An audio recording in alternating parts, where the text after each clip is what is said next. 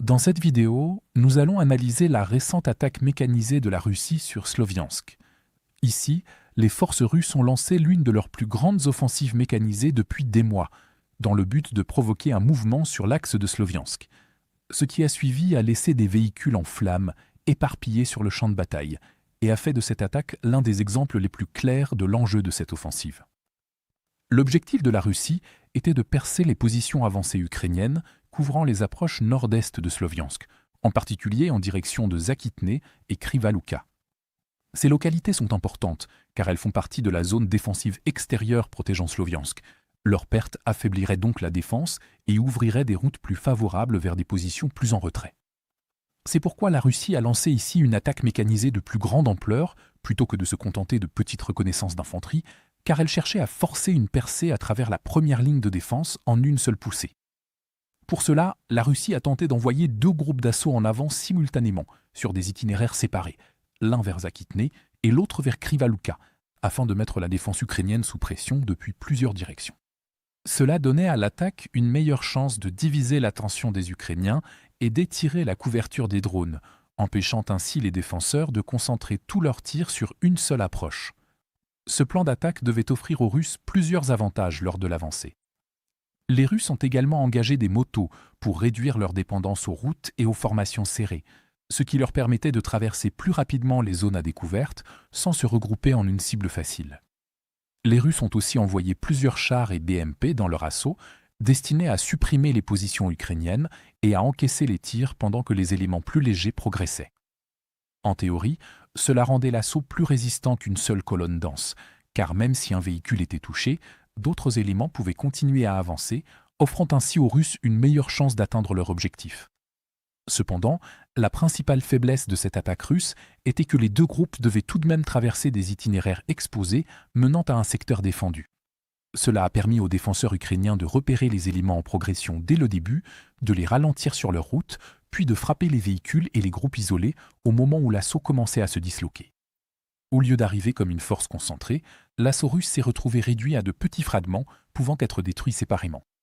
Les images montrent précisément comment cette désorganisation s'est produite en pratique, alors que les motos russes, les véhicules de transport et les BMP avancent le long des routes et des lisières de forêt.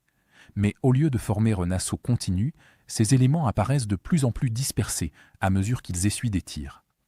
Des drones FPV frappent les BMP et d'autres véhicules alors qu'ils sont encore en mouvement, les atteignant avant qu'ils ne puissent atteindre un abri ou soutenir le reste de l'avancée. À plusieurs reprises, l'assaut semble perdre complètement son rythme, avec des véhicules isolés détruits sur la route, tandis que d'autres éléments sont contraints de continuer à avancer en dépassant des carcasses ou de s'arrêter dans des positions exposées.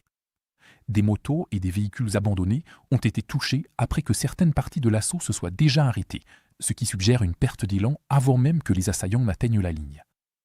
Au moment où les carcasses en feu commencent à s'accumuler le long de l'approche, les images montrent que la véritable bataille ne se joue plus au point de percer, car les défenses ukrainiennes avaient déjà transformé la route en zone de destruction et brisé l'assaut en mouvement.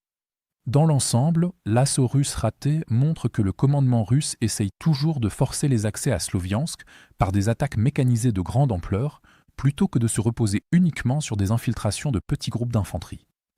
Dans le même temps, l'Ukraine a démontré qu'elle dispose encore des capacités de reconnaissance et de coordination des frappes nécessaires pour répondre à des assauts de grande envergure dans ce secteur. Cela signifie que la Russie pourrait continuer à lancer ce type d'attaque, mais chaque échec rendra cette méthode plus difficile à maintenir. Si ces assauts continuent d'échouer après avoir été détectés, la Russie s'orientera probablement vers des attaques plus petites et moins visibles, car dès que la reconnaissance ukrainienne repère une force mécanisée importante, l'Ukraine peut la frapper rapidement avant qu'elle n'ait le temps d'accomplir quoi que ce soit de significatif. Pour regarder les images de combats non censurées que nous avons utilisées dans ce reportage, consultez notre carte interactive de l'actualité. Ici, nous ne sommes pas limités par les politiques de YouTube et nous pouvons enfin vous montrer la version complète et non coupée de ce qui s'est réellement passé.